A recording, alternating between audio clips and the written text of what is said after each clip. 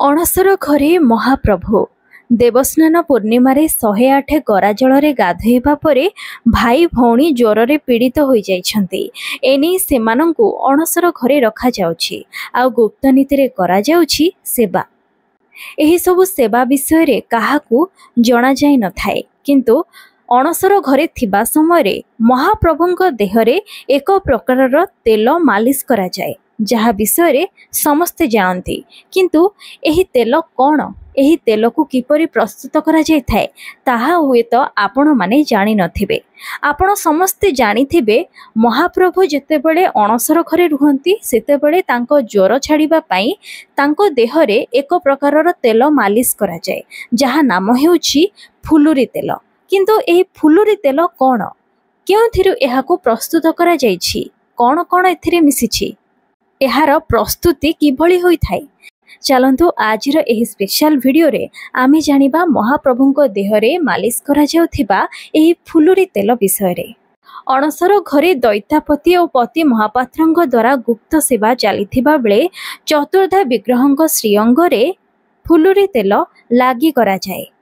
महाप्रभुंकर एही गुप्त नीति मध्यरे फुलुरी तेल लागि हेउछि एक गुरुत्वपूर्ण अंश। बड़ ओडिया मठ पक्षरु चतुर्धा विग्रहंक लागि एही फुलुरी तेल दिया जाय थाए, किंतु एहाकू किभଳି प्रस्तुत करा जाय चलंतु आज जानिबा। प्रति वर्ष हेरा पंचमी दिन शुद्ध राशि तेल रे चेरमूली और सुबासित फूल पकाई एक पात्र रे रखी ताकू माटी तळे पोती दिया जाए। ठीक वर्षे परे देवस्नान पूर्णिमा पूर्व दिन माटी तळु तेल को बाहर करा जाई पंचमी दिन तेल को छणा जाए एवं अमुणिया प्रस्तुत करी महाप्रभुंक पाई पठा जाए।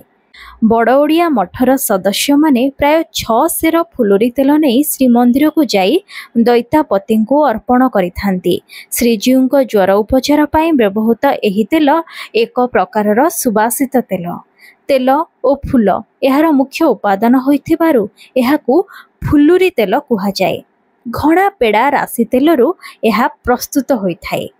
बेणा चेर और कृष्ण भोग धान सहित मालती किया केतकी और बौल फूल पड़ी प्राकृतिक पद्धति एहाकू प्रस्तुत करा जाए। मध्याह्न धूप एवं दक्षिण घर भोग संपन्न हेबा परे जय विजय द्वार बंद होई अणसर द्वार खोला जाई पति महापात्र 3टी रूपा पिंगल रे तेल को नहीं संस्कार करिबा परे दैतापति सेवक माने महाप्रभुंक श्रीअंगरे एहाकू लागि करिथांती। विश्वास अछि एही फुलुरी तेल महाप्रभुंक शरीर रे लेपन करागले बा मालिश करागले शरीरर समस्त पीड़ा कम होई जाय थाए। ज्वर पीड़ारू तांको टिके आराम मिली थाए। फुलुरी तेल लागि श्री जगन्नाथंक अनंत कहानीर एक सुंदर अध्याय। यह भक्तर श्रद्धा भक्ति परंपरा और समर्पणर एक अनुपम उदाहरण। विश्वास अछि एही तेल लागि हेबा परे महाप्रभु ज्वररू सामान्य आश्वस्ति पाइथांती।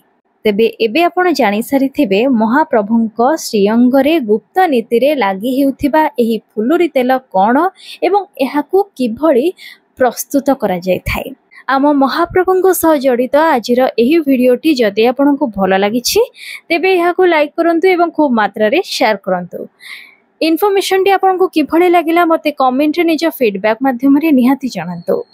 आम राज्य सह जड़ित आम प्रभुंक सह जड़ित एभଳି अनेक इनफॉर्मेटिव वीडियो जदि आपण देखिबाकू चाहुछंती ताहले आज ही मो चैनल को सब्सक्राइब करंतु।